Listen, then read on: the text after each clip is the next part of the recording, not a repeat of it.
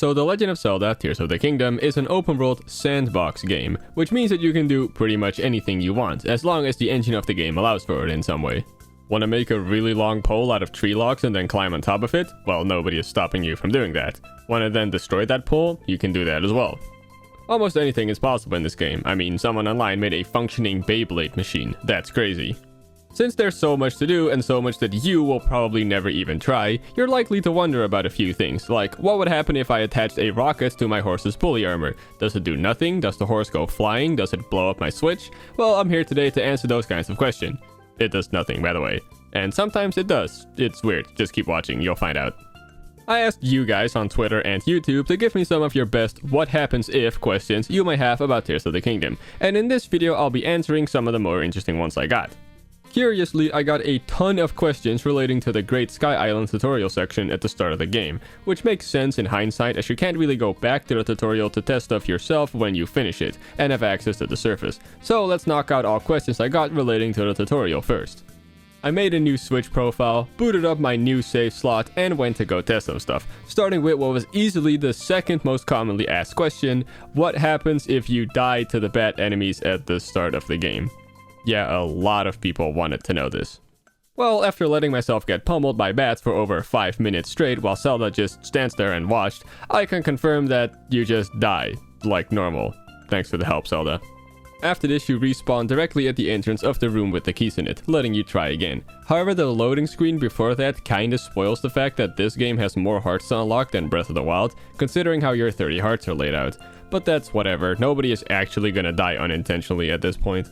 Later, when on the tutorial Sky Island, if you check your map, there will actually be an RIP marker, which Himalil YCP specifically wanted to know, and I'm glad they asked that because when I checked, I noticed that it's actually in the wrong spot. If we take this map screenshot in which I'm standing at the spot I died and overlap the Great Sky Island here, we can see that the RIP marker should be around where my player cursor is. Instead, the game seems to just place this death location at the exact center of the map. My guess is that this area underneath Hyrule Castle at the start of the game isn't actually an area in the game, so if you die here and the game has to show an RIP marker, it just goes with the center of the map as that's the default coordinates. Getting into the actual tutorial, let's start with something that nobody asked, but I teased people with in that post. What happens if you break the Decayed Master Sword before you use it to cut the vines in the Room of Resurrection? Well, the answer is that you can't. You can pound that tiny bean of sword into the ground for as long as you want to, it'll never break. It actually doesn't gain a durability stat until the moment you've cut that second pair of vines. Directly after that, you can break it, or make it run out of energy to be more precise. This means that at the very start of the game, the Decayed Master Sword is one of the most durable weapons in the game. That's pretty ironic. Also, yeah, I photoshopped that image in the tweet. Got him. Anyway, staying on the topic of the Decayed Master Sword for a while, most players will probably end up breaking it somewhere pretty early on in the tutorial, but Rosarian wanted to know what happens if you keep the broken Master Sword for when you get the fuse ability. Can you actually fuse it to stuff? Well, once I got the ability, I whipped out my sad little Master Sword, tried using fuse on it, and you can't. Bummer.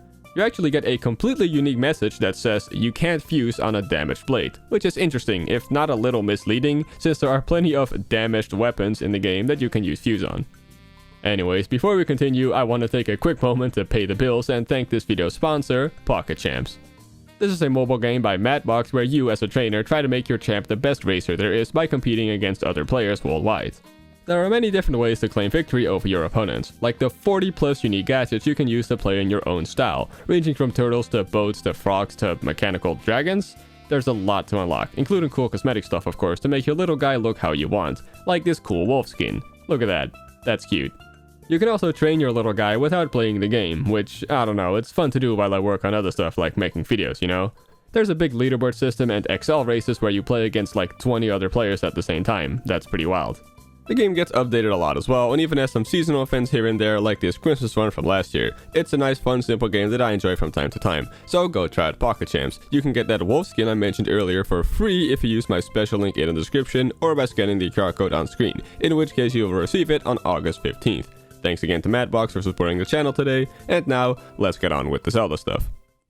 Now, where were we? Oh, right, the tutorial. Normally how it goes is that you finish the 4 shrines, open this door in the Temple of Time that you need 4 hearts for, otherwise it kills you, and put the Decayed Master Sword in this glowy ball, which will then send it back far into the past for Zelda to accept it and take it with her.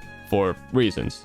Well, Padillydillo wants to know what happens if you skip all that and just go straight to the pedestal without opening that Vitality door. Since that pedestal is on the outside of the temple, you can just climb around it and get to the other side of the door. And that's when I remembered you can't actually cross the bridge without at least having the Ascent ability. Well, returning later with the Ascent ability and without opening the Temple of Time, getting to the pedestal early isn't very hard, but as you might have expected, the glowy ball thing just isn't there at all. There's no special text box or whatever either. You just have to open that Vitality door for the glowy ball to appear, and for that you need to finish the 4 shrines on the island. The first time you interact with the door to the Temple of Time, you get denied entrance and a cutscene plays of Rauru telling you that you're too weak to open the door and that you should go power up at the shrines on this island, and then points you towards the first one. After that you get the main quest, The Closed Door, which tells you to go complete the first 3. Dinah Woodrow wants to know what happens if you already go through the first 4 shrines before trying to enter the Temple of Time and getting this quest. And this one was actually really interesting. If you skip the Temple of Time and make your way straight to a shrine, you actually just can't interact with the shrine at all. The green wall you normally interact with isn't there, there's no light spiral coming out of the shrine, the name of the shrine doesn't even pop up in the corner, meaning the shrine doesn't even get marked on your map, which I found pretty peculiar. If you then go back to watch that cutscene with Rauru and accept the main quest, then you can interact with the shrines. Anyways, in normal progression, you finish the first 3 shrines, then head back to the Temple of Time with enough power to open the entrance, you then interact with a rock, get a cutscene with Zelda, somehow, that gives you the recall ability, use it to get up to the Vitality door, Phil to open it, and then Rauru pulls up to tell you about a 4th shrine on the island that's really far away, so you should go warp to it to get a little stronger. This shrine is based around the aforementioned recall ability, meaning it's the only tutorial shrine where you get the ability before you even enter it. So Dustin TV3 asked what happens if you visit the recall shrine without having recall, so I wanted to test this, and there's a few problems. Remember how I said that after failing to open the Vitality door, Rauru tells you to go teleport to the last shrine? Well, this scene actually unlocks the ability to teleport, so I tried getting to this scene without getting recall first. It's actually really easy to get to the Vitality door without recall by just jumping on the turning cog. After that you can get up on this little ledge here and you're golden. It's that easy. And here's something really cool. The developers actually thought of this and programmed in a really easy to miss cutscene. If you reach this door without interacting with the rock that gives you the recall ability, Rauru will stop you and say, "I can sense Zelda's presence back near those stairs you passed earlier." The game then pans over to the glowing rock, and he says, "I would suggest going there first and seeing what you can find." This is really cool and all, but it means that you cannot get the ability to teleport without having recall first. And that's a problem if you want to make it to the recall shrine without the ability, because it's really high up in the sky, so we can't get to it without fast travel. This is where most people would probably give up, but I'm not most people. I reloaded my save file before I even entered the Temple of Time, found one of those big floating platforms, and with 2 Zonai fans and a dream, started my flight up there. Because you only have 1 battery and very limited resources at this point of the game, this took a while. But eventually I actually made it back up to the starting island, ran over to the shrine, and... You gotta be kidding me. Yeah, you can't interact with the shrine again. This time it does actually have those swirly lights coming out of it unlike last time, but the wall you interact with to open it doesn't show up. And again, the shrine doesn't get marked on your map either. A little disappointing, but it was fun to find out nonetheless. Anyways, as for our last tutorial question for now, Mankini Nick asks, what if you don't break the Master Sword? And I'm gonna assume that they meant the Decayed Master Sword, otherwise they're just trolling me and I fell for the bait. I actually saw a few people ask something like this, so I'm just gonna go with it. The answer is that nothing really changes whether you break the Decayed Master Sword or not. The cutscene of you placing it in that glowy thing and giving it to Zelda in the past plays out the exact same regardless. This is because even though you break it, you still have it in your inventory before watching this cutscene. It's just grayed out and unable to be used, never recharging. So that's every question I got relating to the tutorial. Well, all but one, but I'll get back to that later. For now, we're gonna move on to stuff I could test in my own finished save file. First, I'm gonna cover things that aren't spoilers, but once I start talking about actual spoiler-related topics, I'll give a heads up. Let's start with that thing I cold opened the video with. Master Dude Guy 123 wants to know what happens if you put a rocket, stabilizer, or various other movement Zonai tech on the horse pulley saddle. I tested out pretty much every movement Zonai device and a few others. The results change per device, of course, so here's what I found. First and foremost, rockets are an interesting case. If you just attach the rocket and activate it, it doesn't really do anything. The horse just kinda stands there while it fills to take off. I tried putting it towards where Link would sit on the horse and getting on it quickly after activating it, and this happens. Ouch. When I hit the horse with the same attack that I activate the rocket with, the horse actually kind of flew with the rocket for a bit. I think this is because the horse was in motion unlike when it's not, and in this state it's able to be affected by rockets, but that's just speculation. Moving on to other devices, stabilizers are awesome. If you activate them, they will always point upwards no matter how improbable it may be. And yeah, they don't really do much of anything on the horse fully armored by themselves. Figures. Small wheels don't really do much either. I had hoped they might slow the horse down a bit since they would generate friction in the opposite direction, but that doesn't seem to be the case. I feel like maybe it slows the horse down somewhat, but if it does, it's so little that it's barely noticeable. What does slow horses down though are hoverstones. Normally they stay perfectly still in the air, so trying to have a horse pull an active hoverstone, it clearly isn't easy. I tried it with more hoverstones stuck together, and as expected, it slows the horse down even more. And then there are stakes, those poles you can stick into the ground that I almost never use during my playthrough. Putting that on the pulley armor completely immobilizes the horse, which makes sense because good luck moving something that is literally stuck inside the earth. I guess that's not really a movement Zonai device though, but whatever. Moving on, let's stay on the topic of Zonai devices for a bit. Gammon Boy asks, what happens if you put a stabilizer at either end of something, then activate it? Will it break or just not work? I mentioned them briefly earlier, but stabilizers truly are awesome. They help you keep your poorly balanced vehicles upright no matter what, and I never really thought of using more than one on something at a time. First, I simply tried it on a pole, and yeah, it just freaks out until they break off. I tried it again, but this time on a crappy vehicle which would normally never stay upright on its own, to see what would happen. And as you may have expected, they again just freak out until they let go of whatever they're attached to. In a similar vein, Chicken Sandwich asks, what if you attach those stabilizer devices at the ends of each other? Do they just endlessly flip like hats and toast? And I gotta say, this has to be my favorite discovery to come out of this video. I was fully expecting a similar result as last time, that they would just freak out and let go of each other, but no, they just seem to stick together perfectly fine. And what's more is that this somehow seems to generate some kind of anti-gravity effect. When I lift it off the ground and let go, it clearly falls down way slower than it should. And no, this footage is not slowed down.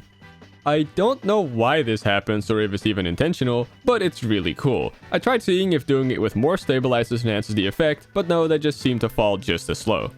Here's the best part, attaching this to a small vehicle and driving off a cliff with it actually makes the whole thing fall down way slower, and sorta glide through the air. You can ride this thing off a sky island and you'll be completely fine once you touch the ground. It may not be super optimal, but it's cool, damn it. But let's not get too distracted by this though. Moving on to the last Zonai device topic for now, Riley Colwell has a really fun question. What if you attach the max amount of flame emitters to each other? Would it crash the game? For those who don't know, there's a max build limit of 21 things. Trying to attach any more than that just doesn't work. So after having made this cool flame emitter wall here, if we activate it, it spits fire. The frame rate definitely dips a bit, but it's far from crashing. Moving it around also creates a pretty cool effect. And yeah, you may have noticed that this drains your battery like crazy. I tried doing this in Korok Forest, which to my eyes is the area most prone to lag in the game, not to mention it's a flammable forest. When lighting stuff on fire here, it definitely feels like the frame rate drops a little bit harder, but still far from crashing the game. I thought this was a fun question, so I tried it with other emitter-type Zonai devices, the least interesting of which was 21 frost emitters. The frame rate definitely dips a bit again, but that's really about it. You can of course still freeze water with it, but it's really not that interesting. 21 beam emitters doesn't like the game that much either, but it gives you a cool mega death laser. It's pretty fun to play around with, but again not super interesting. I know hydrants aren't technically emitters, but they still emit something, that being water. Anyways, it doesn't like the game much, but it does give you an extremely effective shower. It also by far uses the least amount of battery power, which is funny considering it gives infinite free clean water. I'd kill to have something like this in real life. 21 shock emitters easily gives the best result though. First of all, it's bright as hell, but that's not what's cool about it. Putting it in water makes the magic happen, cause once you do that, the frame rate absolutely tanks. No, this footage isn't edited in any way. Sadly, it does not crash the game, but if that were your goal, doing something with a lot of shock emitters around water definitely seems like the way to go. And lastly, though fans aren't really emitters either, putting the max of those together created some pretty fun effects. Obviously it blows a lot of wind in one direction, and when that direction just happens to be downwards, the whole thing just takes off instantly. Putting a steering stick on it gives a pretty effective way to gain height pretty fast though, albeit at the cost of a lot of materials and a lot of battery power. Alright, let's knock a really quick one out before we get into more spoilery stuff. Star Boss asks what happens if Link doesn't finish the skydiving challenge and keeps falling towards the surface. Really quick answer, if during a skydiving challenge you keep going past the landing island, you will eventually be stopped in midair and the construct will say, "You are leaving the course, wait one moment, I will come and get you." And then you get warped back to them and then they will say you've been disqualified due to leaving the course and ask you if you would like to try again. Yeah, that's it. Alright, we're gonna get into some slight spoiler stuff now. Nothing huge yet, but just some mechanics you may not want to see. If you haven't gone to Terrytown yet or haven't obtained a certain legendary sword yet, this is where I suggest you stop watching, and if you do, I thank you for watching the video. There's your warning, 3, 2, 1. Okay, so now that those losers are gone, you know those gloom weapons that are really strong but lower your max health by inflicting you with gloom when you land hits? S Noodle Juju asks what happens when you drain all of your health using weapons that inflict gloom on Link. Well, after taking a quick gloom bath to get myself down to 1 heart, I found an enemy, gloom weapon in hand, and began swinging. And what happens is that you simply don't take any more gloom damage. It's completely impossible to take any more self-inflicted gloom damage if the next hit would kill you. You can of course still die to gloom normally, just not with self-inflicted gloom. Staying on the topic of weapons, Squibble08 asks what happens if you send a dream home room into storage while it has weapons in it. I mean those rooms where you can display weapons. I was wondering this myself too, so I'm glad someone asked. First of all, if you put a weapon in a display stand and then enter the house building mode, the weapon stays in the display, which makes sense, but that's not what Squibble asked. If we then move the room outside the border and tell Grantison we're done, he begins his inspection and tells you when he's done that he went ahead and packed up everything you placed outside the plot, which he always says. But here's where it gets interesting. If you had weapons displayed when putting those rooms away, he'll actually also say, "But don't worry, I made sure to leave all the items exactly where they were." If we then go into building mode again and ask him to take that room back out of storage, he'll do so of course, and lo and behold, the weapon will still be there in the exact spot where you left them, just like he said. We can then move it back into the plot, tell him we're done, go into the room, and reclaim our weapon. Can we get some appreciation for Grantison in the comments? He looks after our weapons just fine. And hey, since we're near Terrytown anyways, Flower Phoenix wants to know what happens if you ask to unfuse a Master Sword fusion to the little Goron bro at Terrytown. For those who don't know, because I definitely never did this myself, there's a Goron in Terrytown that lets you break apart any fused weapons you may have with you. If you let him do that, he'll place the weapon and whatever material you had fused to it on a platform here completely separated. Neat stuff. Fusions on the Master Sword are a little special, since the material gets kinda absorbed by it, and only shows up when you swing it. So if we go ahead and ask him to unfuse this thing, we can't. The game just straight up won't allow you to select the Master Sword here. This actually makes complete sense because when you do this with a normal fusion, he takes the weapon out of your inventory and makes you pick it back up. And the game never lets you remove the Master Sword from your inventory when you get it.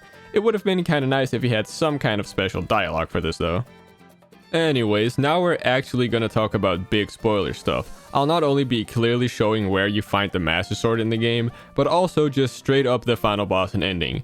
Let me repeat that. I'll be showing the final boss and ending of this game. So seriously, if you don't wish to see that, go click off the video now. There's your warning, 5, 4, 3, 2, 1. Alright, now that those losers are gone, let's start with Portmonette's question, what happens if you get to the Light Dragon early in the game? Most of you probably already know this, but once you're done with the tutorial, you can actually get to the Light Dragon at any point in the game. Granted, you have the resources to reach it. In the footage you see here, I haven't done a single dungeon yet or even started any regional phenomena quests yet. Getting to the Light Dragon was pretty hard because at this point it flies insanely high above the ground, but you can of course still make it. If you're here, you can actually just try to pull the Master Sword like normal, but you need at least 2 full stamina wheels to actually succeed. You can bring all the stamina restoring dishes you want, the game doesn't let you pause during this pull animation, so you can't eat it. And temporary yellow stamina wheels also don't show up either. So if you run out of stamina during this, the Light Dragon will just simply shake you off and Link will then automatically pull out his paraglider, which means you can just land back on it and try again, but there's of course no real reason to. Also, if you never start holding the A button to pull the sword out, nothing happens. Link will stay there dangling on the sword forever until you attempt to pull it out. I'm sure most people that have successfully pulled out the Master Sword expected something like this, but I could not find any footage at all of someone actually failing to pull it out, so I still wanted to show it. That said, since this was already expected, I wanted to take this question a little further, and try to get to the Light Dragon during the tutorial, the earliest point possible. The Light Dragon actually flies really nearby the Great Sky Island while doing the tutorial, and there's a convenient wing liftoff ramp by the Recall Shrine that you're supposed to use when you're done with it, but we're gonna use it to try and get to the Light Dragon. Zonai wings run out and disintegrate long before you reach the dragon, but by strategically switching to a second wing mid-flight, I was able to keep going, and check this out.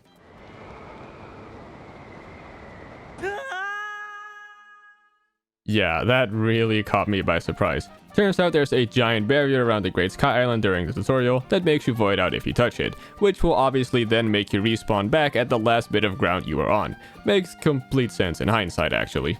The Light Dragon doesn't seem to have those light streams coming out of its head, which is normally caused by the Master Sword being there, so I'm guessing that even if you somehow manage to get to the Light Dragon during the tutorial through glitches or whatever, the Master Sword just wouldn't be there at all. And speaking of the Light Dragon, let's move on to the final boss fight, because I got a lot of questions relating to this part of the game.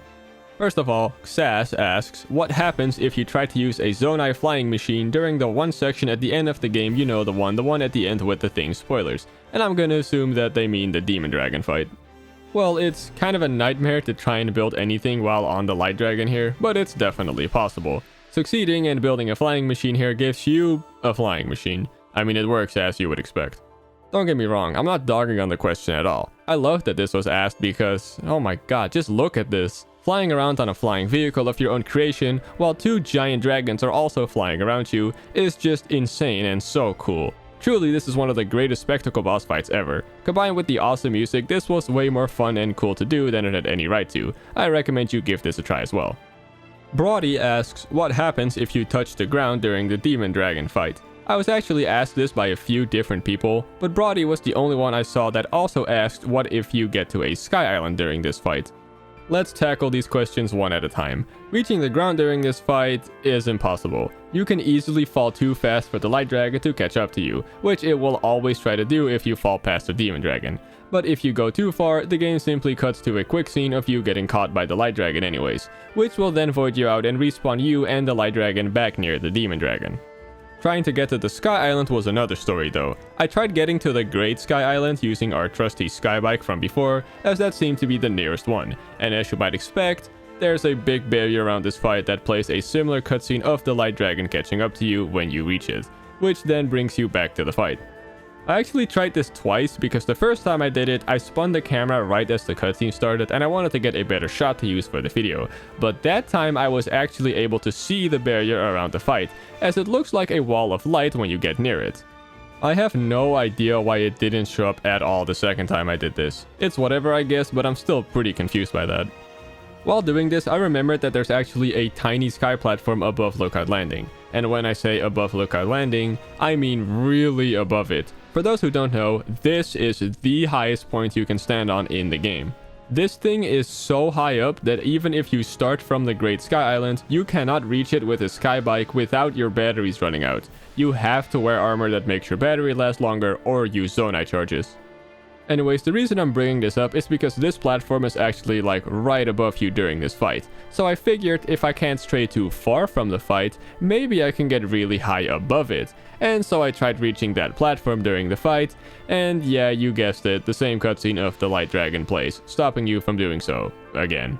I mean, I don't know what I expected. It makes sense that you can't really leave this fight seeing as the Demon Dragon is about to destroy Hyrule and all, but it was still worth a shot, you know? Let's focus on the Demon Dragon for a bit. Matthew Speedruns asks, what happens if you never hit the Demon Dragon with the final blow? So after a long and arduous fight, I climbed on top of the Demon Dragon's head, pulled out the Master Sword and just sat there, never pressing the button. And what happens is that, well, Link just sits there, like that, forever. You can wait here as long as you want, nothing really happens. Link occasionally loses balance for a bit, but never falls off. You're just stuck listening to this short looping music cue forever.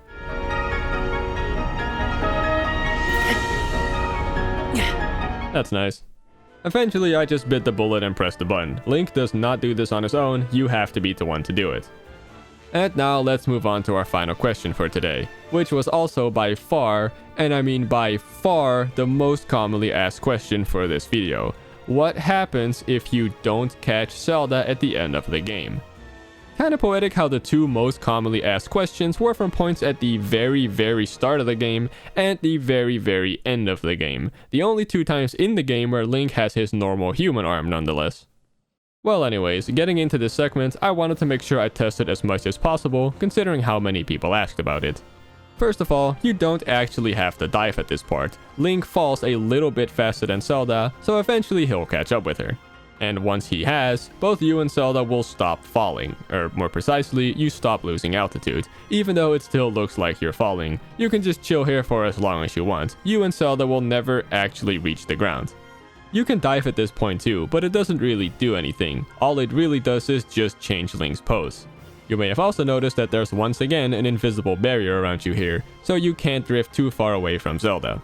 Actually getting to Zelda though, if we press the button to reach for her and enter this part where we have to hold A to get close so we can grab her, if we don't do that, then similarly to the final blow on the Demon Dragon, you just sit there forever. The game waits for you to make a move while this short music loop plays indefinitely.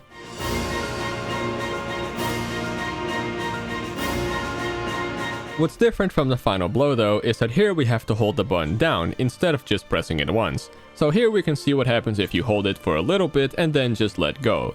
And what happens is that Link loses balance and flies back upwards. And after that he actually falls back to Zelda insanely fast, whether you hold the dive button or not. Something interesting though is that they made a unique little musical cue for if this happens.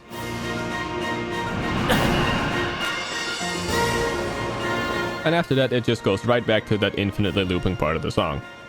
And speaking of this song, it has 3 different looping stages, and finding out when exactly those different stages start was really interesting to me. The first part, the opening of the song, of course starts when Link wakes up mid-freefall.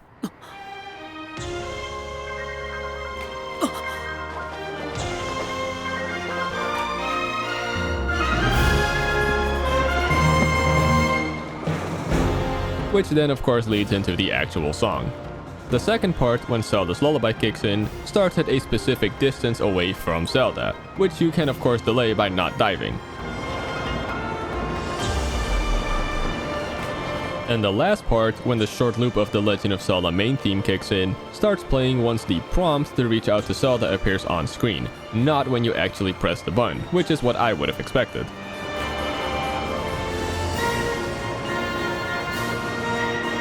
And of course, if you don't hold the button down and Link goes flying back up, that little musical cue leads directly into that last looping main theme part again, like I said before. Now I know that this climactic part, having so many ways it tricks you into believing there's a sense of urgency, all for that to actually be fake, might disappoint some of you guys watching and think this part sucks because of that, but I urge you not to look at it like that. This final dive to catch Zelda at the end is such a cool parallel to the start when Link failed to catch her, and the fact that the developers make you experience it through gameplay just makes it so much more memorable. Since this part is done in gameplay and not in a cutscene, they were kind of forced to make it so you can't fail it.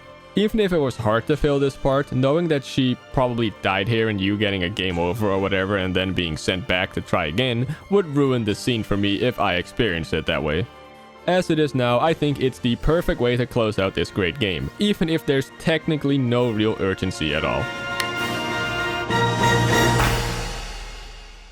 Oh well, random rambling aside, that was all the questions I wanted to cover in this video. This was a lot of fun. Big thanks to everyone who submitted the question of course, and also to Noso, Giant Fire and Cole, Right the Yoshi, Quote is Cool, Milk and Frogs, Lurifax1, Gurk, CPJ, Exobear, Sylveon700, Lime the Chef, The Flying Fire, Sheen for the Win, The Game Didi, and the rest of my lovely Patreon supporters. Starting next Zelda video, I'm gonna let my patrons decide how I dress up Link in these Tears of the Kingdom videos, so if you want to show off a cool fit that way, you know where to go. I'd love to do something like this again sometime in the future. I got a bunch of questions that would require way more time to figure out, like ones related to dungeons for example, which I couldn't put in this video due to time constraints. So if you have anything you'd want to see in a potential part 2 of this video, be sure to comment them down below, or follow me on Twitter, and keep an eye out for future posts regarding that video. For now, I hope you enjoyed watching. If you did, I'd appreciate you leaving a like or subscribing if you want, as that really helps me out. No obligations though, of course. And a last thanks to Mattbox again for sponsoring this video. Be sure to check out Pocket Champs in the link down below. Thanks for sticking around until the end, and I hope you have a great rest of your day. Until next time, goodbye.